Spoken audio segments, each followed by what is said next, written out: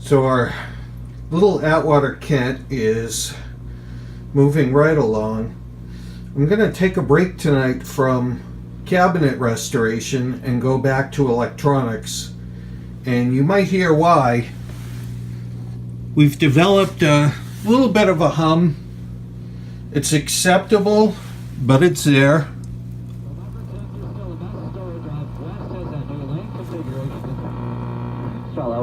Now the airport tunnels are in pretty good shape this afternoon, but if you're heading north out of the airport at 1A, that's Jim. You can hear it now. So I did some research online and spent some time today in the antique radio forums.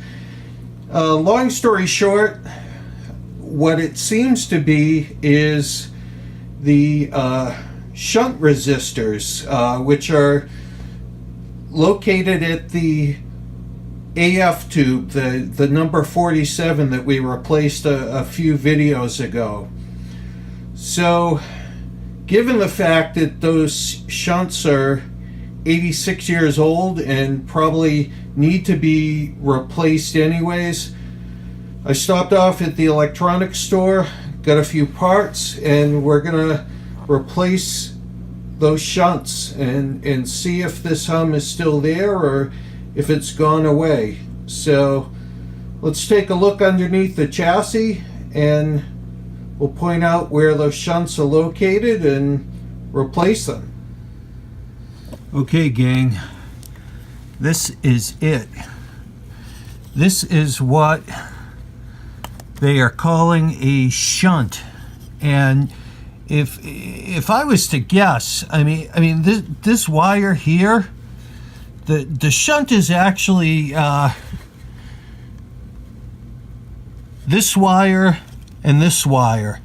Each one of these is supposed to be 5 ohms for a total of 10 ohms, and they're supposed to be 5 watt.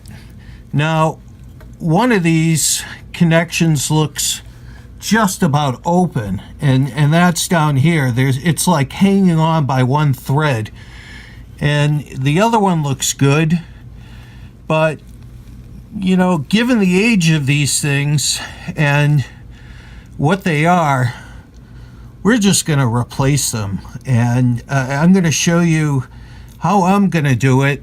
It may or may not work. I think it's going to work. We're pretty confident. Should be a pretty easy fix. So let's get into it.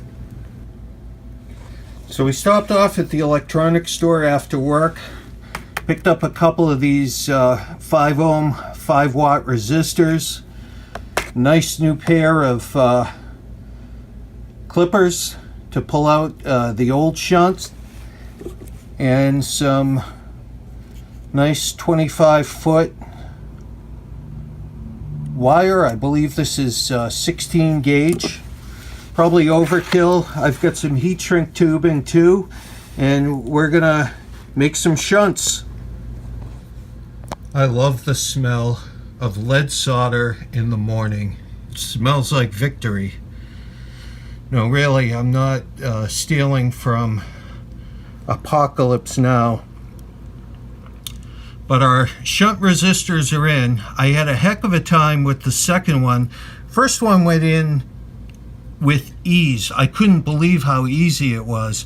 But this one put up a wrestling match. And soldering 101, you always want to establish a mechanical connection before you make your electrical connection, in this case solder.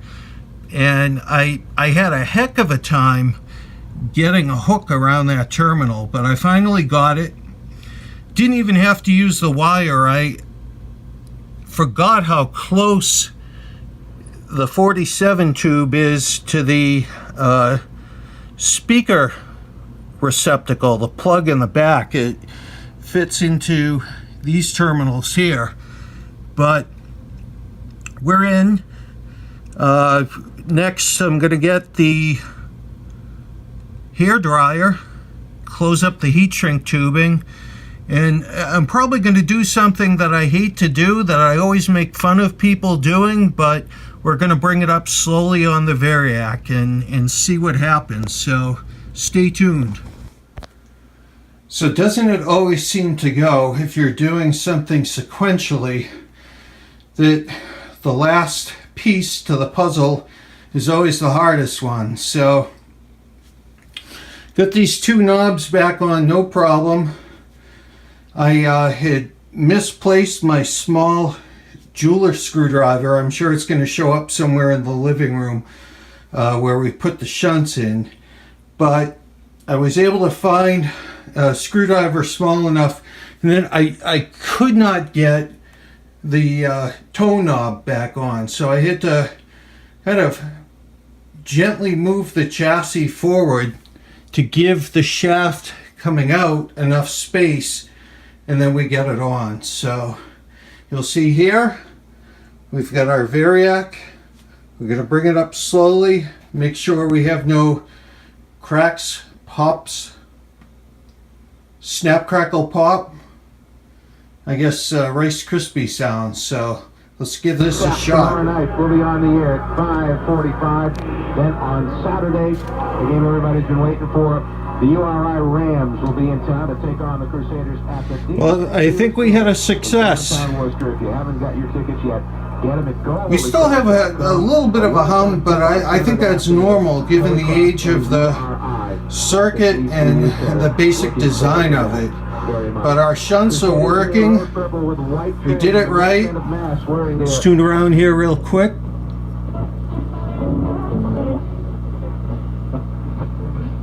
One of the crazy things about this radio, and it has its charm, it has its quirks as well. For a couple of seasons. Another great 128 all these down. What's 393 or better up towards 495. And runs okay. But one of the crazy things about it is the fact that when you want to tune it to the right, you actually tune to the left. So if you tune it to the left, you increase your frequency. If you turn it to the right, you decrease it.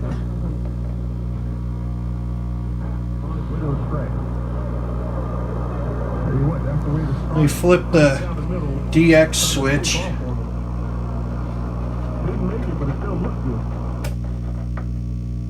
Yeah, see, the sensitivity goes way down when you flip that the other way.